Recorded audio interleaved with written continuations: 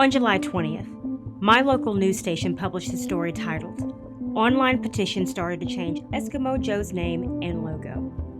If you're not aware, Eskimo Joe's is a restaurant in Stillwater, Oklahoma. In the comically one-sided report, the writer talked about a local woman petitioning to have a popular local restaurant change its name. The name Eskimo Joe's came from its founder's belief that the restaurant had the coldest adult beverages in town. The report was short and linked to a change.org petition. Regardless of your opinion about the story, it does highlight something that I wanted to point out that will help you understand modern media. How does a random individual with no real social media presence and a small petition manage to grab the attention of local news and ultimately media across the state? The petition, which at the time only had about 600 signatures, called the name Eskimo Joe's racist and said that people who have lived in Oklahoma their whole lives were starting to recognize the problem and that newcomers to Oklahoma were horrified.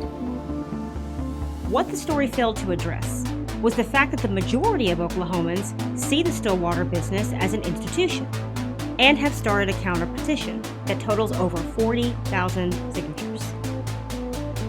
Today we will discuss the psychology of why a news story built on fake outrage could even make it to print.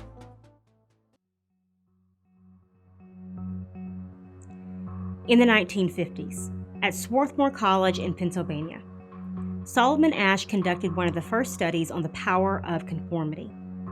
The study put 6 to 10 people in a room and asked them a series of questions. Everyone but one of the subjects was an actor.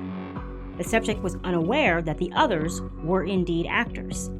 The experiment you'll be taking part in today involves the perception of lengths of lines. As you can see here, I have a number of cards, and on each card there are several lines.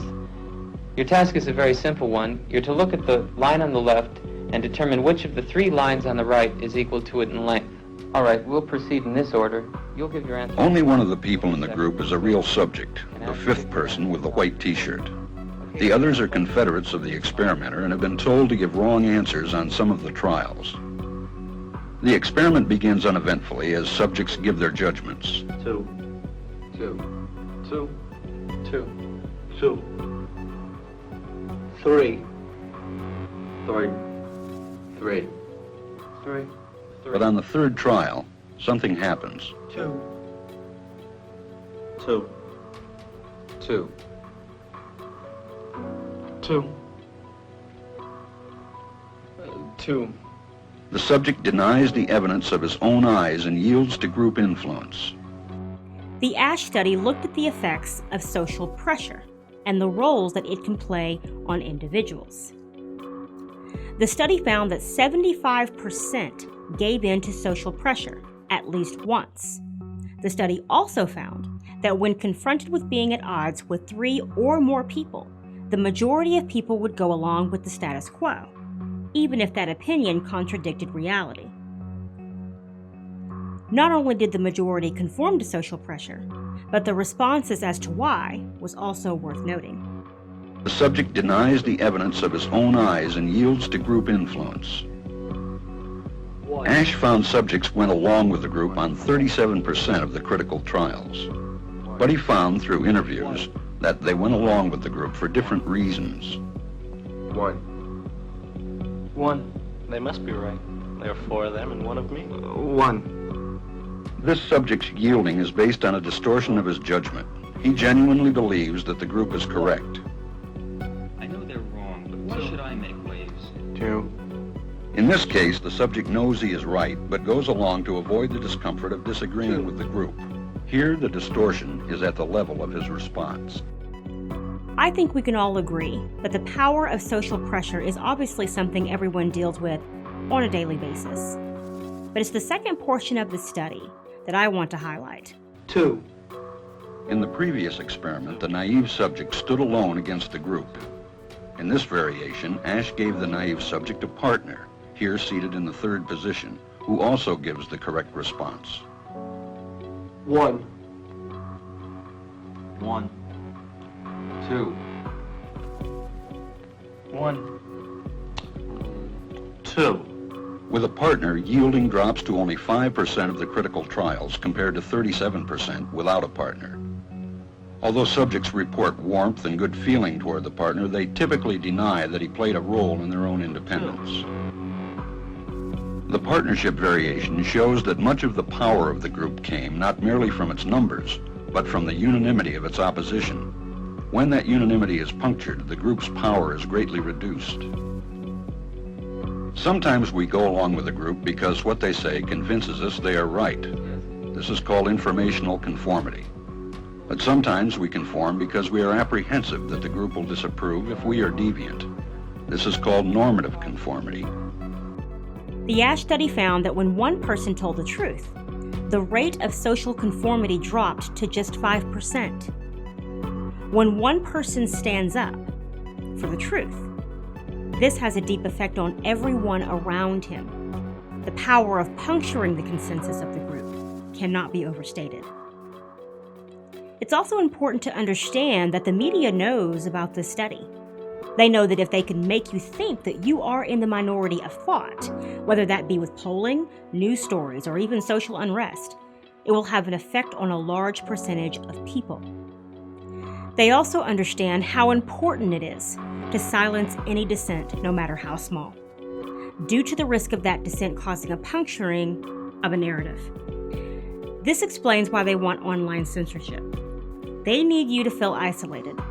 If they can make you feel like you're the minority of thought on a given subject, they know there's a good chance of you backing down and staying silent. They also know that one person standing up can activate hundreds more.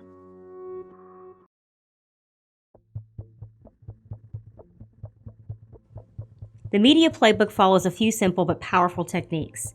The Eskimo Joe story employs a few of their tried and true methods. Number 1. Elevate a non-story or individual leveraging the buzzwords of the day. For example, calling the name Eskimo Joe is racist. Number 2. Present the story as if a large segment of people have always had this problem, and you just didn't realize it. And now that you do, we must all jump on board. Number 3. It's the call to action. Sign the petition, join the protest, post the hashtag, and voila, you're on the right side of history. If this petition had caught fire, they would be able to give it a national profile and reframe it as a larger narrative on why lots of other restaurants may need to change their names and close their doors altogether. The first few times the effort may fail, there was a hearty pushback, but expect this to come up again. They will likely leverage some future egregious incident in the region, and as a catalyst, they will continue to call for this restaurant to change its name, and the owners to atone for their not bowing to the righteous mob. They have to establish a narrative that simply holding a non-media established idea is in itself racist and can cause you to rightfully lose everything. The consequences of not conforming are very real. The reason this effort failed was because other news outlets published the same story, but they included the pushback. But there is a fallback position if this pushback is effective. The activist media will then be able to frame the pushback as itself racist, and the petition creator as being a victim of racist forces that are keeping the community from moving forward as a whole.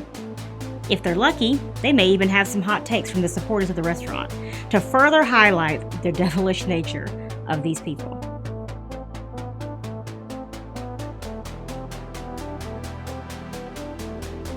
Another good example of social conformity is the perception of mask usage around the world. The perception presented by U.S. media is that the majority of the world are gladly wearing masks, but the truth will surprise you. A report by the New York Times titled, "A Detailed Map of Who is Wearing a Mask in the U.S."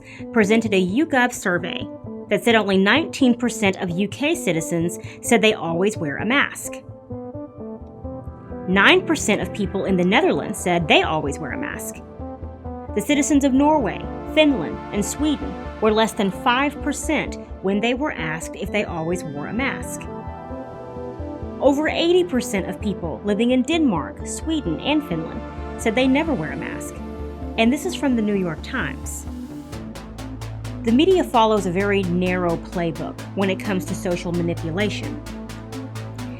If the situation were hopeless, This level of manipulation wouldn't even be necessary. Given our basic understanding of social conformity, it is now time to re-examine the usefulness of terms, like the silent majority. Speaking your voice at the ballot is important, but it is apparent that it's not enough. Media continues to be a massive force in American politics and our society. And so when looking at the subject of conformity, where do we stand? Where does America stand? Is the majority easily manipulated? Or are they the nonconformist? Have you noticed how dangerous it is to tell the truth in our nation? Is it possible for a nation to be utterly destroyed simply because a handful didn't want to rock the boat or wanted to be socially accepted? Or can a nation be restored because the nonconformist stood amongst the chaos and chose to do the right thing? If you want to help break the cycle of conformity, then help us by sharing this video. And as always, we appreciate our supporters here at Red River TV. I'm Janelle Batts.